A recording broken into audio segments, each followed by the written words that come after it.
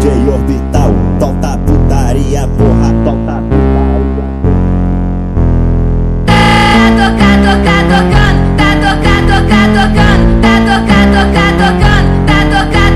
tocando, desse jeito me excita, ela senta na bica, rebola na bica, de quatro na quatro, na quatro, na quatro, na quatro, na bica, na bica,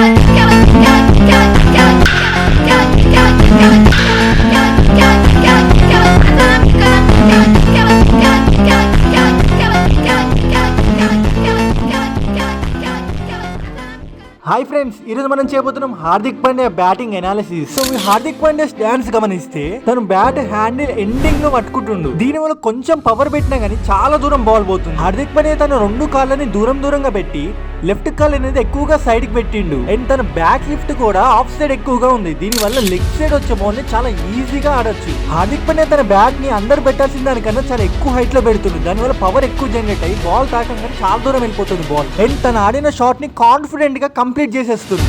and ball వచ్చే ముందు ఒక step వెనకాలకి వెళ్తుండు, wicket కి చాలా దగ్గరగా reach అవుతుండు. దీని వల్ల ball తన దగ్గర రావడానికి కొంచెం ఎక్కువ టైం తీసుకుంటుంది. దీని వల్ల తను ఈజీగా షాట్ ఆడుతున్నాడు. అండ్ ఇక్కడ హార్దిక్ పాండ్యా ఒక చిన్న మైండ్ గేమ్ ఆడుతుండు బౌలర్ తో. బౌలర్ బాల్ వేసేటప్పుడు తన లెగ్స్ ని అటు ఇటు చేయడం వల్ల బౌలర్ కాన్సన్ట్రేషన్ మిస్ అయ్యి తను వేయాల్సిన లెంత్ లో కన్నా వేరే లెంత్ లో వేస్తున్నాడు.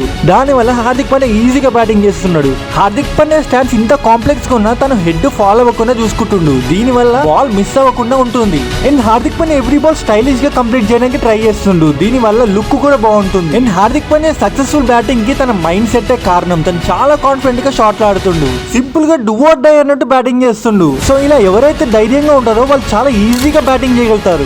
ఇది ఫ్రెండ్స్ ఇవాళ వీడియో. ఈ వీడియో మీకు నచ్చినట్టయితే లైక్ చేయండి, షేర్ చేయండి, సబ్స్క్రైబ్ చేసుకోవడం మర్చిపోకండి. Thank you for watching.